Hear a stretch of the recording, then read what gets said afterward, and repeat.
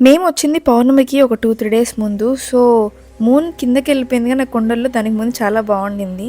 Early morning 3, 4కి లేసాము. Start అవ్వాలి తొందరగా మేము పైకి దర్శనానికి. ఇప్పుడు మేముండే ప్లేస్ నుంచి 6 కిలోమీటర్స్ మాత్రమే ఇంక దర్శనానికి. యాక్చువల్‌గా అయితే స్వర్ణ మార్గంలో నుంచి దర్శనానికి 30 కిలోమీటర్స్. మార్నింగ్ చలైతే మామూలుగా లేదు. నేను ఊదుతున్నాను పొగేమన్నా వస్తదేమో కానీ వీడియోలో కనపడట్లేదు కానీ వస్తుంది. మార్నింగ్ హాట్ వాటర్ అవి కూడా బాగానే దొరికాయి. ఇక్కడ మొత్తం ఓన్లీ ఈ టైంలో మాత్రమే బిజినెస్.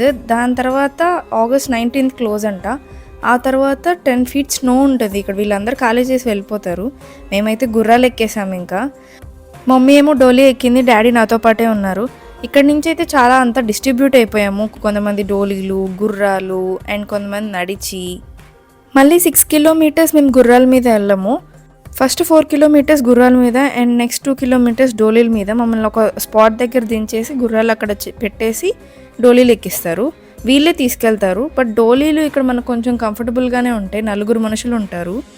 ఆ దూరంగా ఆరెంజ్ కలర్లో కనిపిస్తుంది కదా, అదే గుహ అంట. వాళ్ళు వెళ్తూ వెళ్తూ చాలా స్టోరీస్ అయితే చెప్పారు.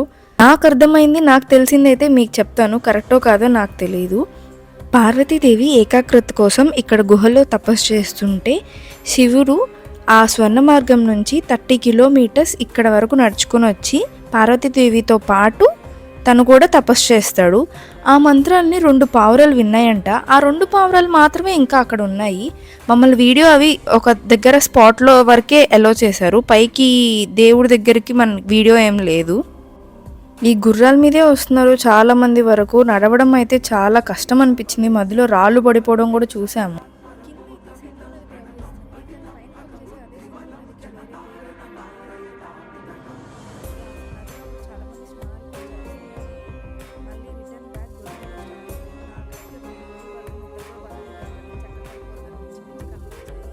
రిటర్న్ మళ్ళీ హెలిప్యాడ్ దగ్గరికి వచ్చేసాము. హెలిప్యాడ్ దగ్గర నుంచి మళ్ళీ మేము ఎక్కిన దగ్గరికి సేమ్ బోర్డింగ్ పాస్ చూపిస్తే ఇంకో నెంబర్ ఇచ్చి కూర్చోబెడతారు. ఇది వెయిటేజ్ ప్రకారమే. మా మమ్మీ అయితే ఇంకా రాలేదు. మేమైతే ఎక్కేస్తున్నాము ప్రస్తుతానికి. మా మమ్మీ డోలీ కాబట్టి ఇంకా లేట్ అయింది. మా గుర్రం తొందరగా అయిపోయింది చాలా. అమర్నాథ్ ఏదో అనుకొని వచ్చాను కానీ శివుడు చూడడం అలా బాగుంటుంది అనుకున్నాను. కానీ అమర్నాథ్ అంటే కేవలం దర్శనం మాత్రమే కాదు. పూర్వకాలంలో తీర్థయాత్రలు అంటే బాధ్యతలన్నీ వదిలేసుకొని వెళ్తారు. సో అక్కడ ఏమైనా జరిగినా ఈ కొండల్లో ఎత్తుగా ఎక్కడో ఉంటారు స్వామి.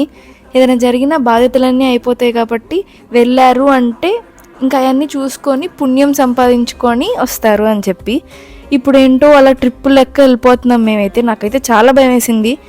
ఇప్పుడైతే హెలికాప్టర్లో వచ్చేటప్పుడు నేనైతే సైడ్ కూర్చున్నాను. ఇప్పుడు ఫ్రంట్ వ్యూ వేరే లెవెల్ ఉంది. ఇంకా అసలు నాకైతే అర్థమైంది అమర్నాథ్ అనేది కేవలం ఒక దేవుడు చూసాం అలా అయితే కాదు. అమర్నాథ్ జర్నీయే ఒక ఎక్స్పీరియన్స్. చాలా బ్యూటిఫుల్ ఎక్స్పీరియన్స్.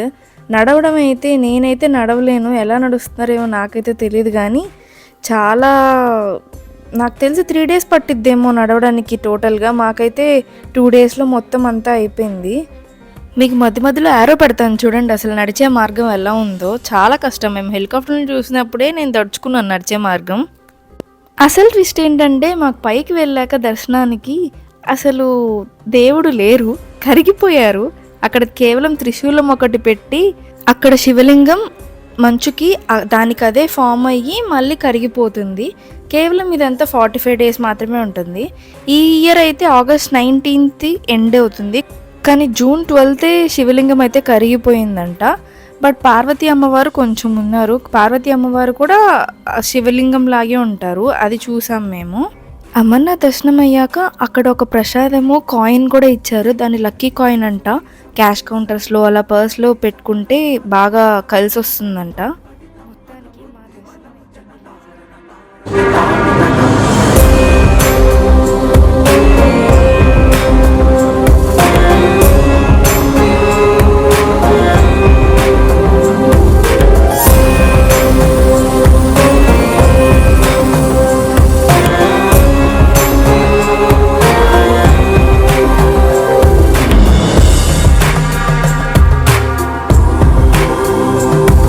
అసలు స్లాట్స్ కూడా సంబంధం లేకుండా ఇస్తారు. వెయిటేజ్ ప్రకారం మళ్ళీ పంపిస్తూ ఉంటారు. మాకన్నా ముందు వచ్చిన వాళ్ళు తర్వాత వచ్చిన వాళ్ళు అలా ఏమి ఉండదు, వాళ్ళ ఇష్టం పంపిస్తూ ఉంటారు.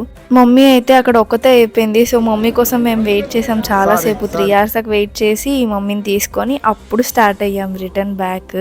ఇదైతే సింధు నది. రాఫ్టింగ్ కూడా చేయొచ్చు, రాఫ్టింగ్ కూడా అక్కడక్కడ ఉంది. ఇంకా చూసారుగా అంత జర్నీ చేసి వచ్చాక అలసిపోయాము.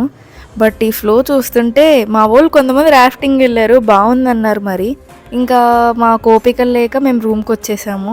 ఇదే మేము నైట్ ఉన్న స్టే. ఇలా అమర్నాథ్ జర్నీ పూర్తయింది. అదృష్టం ఉండాలనిపించింది అని చూడాలంటే.